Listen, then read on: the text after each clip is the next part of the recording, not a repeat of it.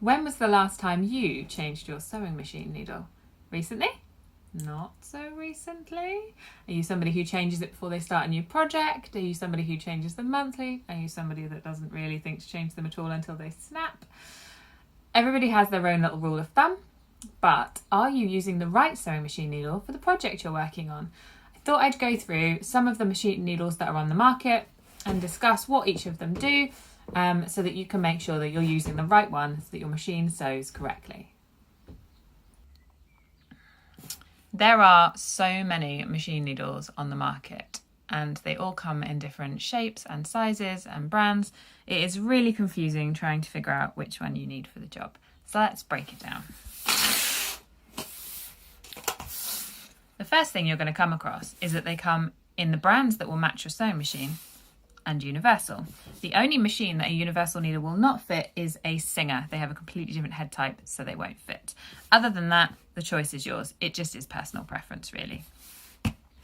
These two pretty much both do the same job.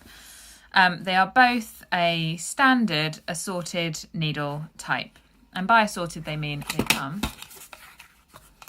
in different sizes. So the sizes on these machine needles, they're providing you with the same piece of information, regardless of whether it says 9, 11, 14 or 60, 70, 80. You'll see on this packet that they're going to give you both pieces of information. So these are a set of 90 or 14s. 90 is the English size, the 14 is the American size. It's going to tell you how fine a point you have on the ends of these needles. So the idea being that the higher the number, the thicker the needle, and the smaller the number, the thinner the needle. So for a fine fabric, you're going to want to pick a nice low number. For a more heavy duty fabric, you're going to want to pick a higher number. So let's go through them one by one. So we will start with top stitch needles. Top stitch needles do exactly what they say on their tin. They are for top stitching. The reason for this is because special top stitch threads are much, much thicker than a normal thread. So the eye of this needle is bigger to accommodate that. They are also reinforced so that the needle itself is a little bit stronger for penetrating through heavy fabric. Denim needles. These are much, much stronger. It's going through a heavier weight fabric, so they have made sure that the shaft of this needle is much stronger. And it is also sharper because it's got to pierce through quite a tight weave. Predominantly going to be used for sewing with denim, but also I tend to find them really useful for sewing with any upholstery weight fabric. They're really, really strong and really, really sharp, so you're going to get a really nice clean stitch with these.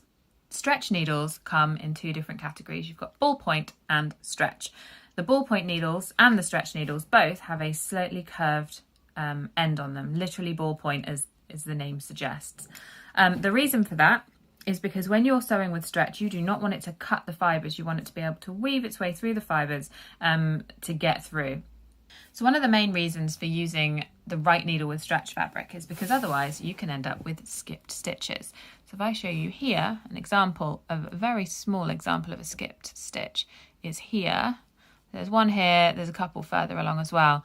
They're not particularly obvious sometimes, but those skipped stitches are of course going to leave you with bigger gaps between your stitching, which is going to mean you're going to have these like gapes on a side seam, which you don't want.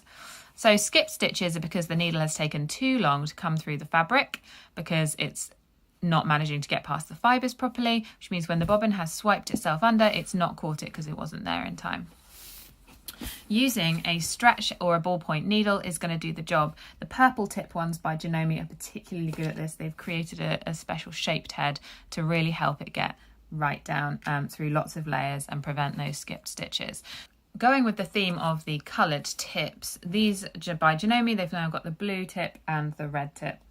The red tip is also referred to as a metafill needle, and it's there for particularly for sewing with metallic threads. So what they've done is they've created a larger eye and a groove that's slightly longer, preventing the shredding of the metallic threads as you're stitching with them. So if you're sewing with an embroidery thread that keeps snapping, it's probably because you've got a shredding issue. So give a red tip needle a try. They are particularly brilliant for that. The blue tip needles are a really good standard needle. You'll see they're a 75 or an 11, which is a really nice standard size. And they're just a generally really good multi-purpose needle. But the other thing that they're really good for is for synthetic fabrics and machine embroidery. So if you're having troubles with your machine embroidery needle, these are a really good one to try as well. If you are somebody who likes to sew in leather, there are also leather needles available. Now these are particularly specialist. The reason being is they have a totally different shaped head to a normal needle. If I get one out, I can show you. They have what is referred to as a chisel head. So they are going to pierce through that leather. Now, these are only for sewing with leather itself. You do not need to use a leather needle if you're dealing with fake leathers of any description. The fake leathers behave very differently to how real leather handle, so you shouldn't feel like you need one. The best to use if you are going to use any fake leathers is probably a jeans needle if you are finding that a normal needle isn't cutting the job. And then the one that gets overlooked hugely is the Overlocker needle. Did you know your Overlocker takes a different needle to your normal sewing machine? Some of them will take a normal sewing machine, but you are going to get much better performance if you make sure you are using an Overlocker needle. That is needles in a nutshell. So next time you sit down to sew, before you thread it, just have a look at that machine needle. When was the last time you changed it? And is it the right machine needle for what you're working on?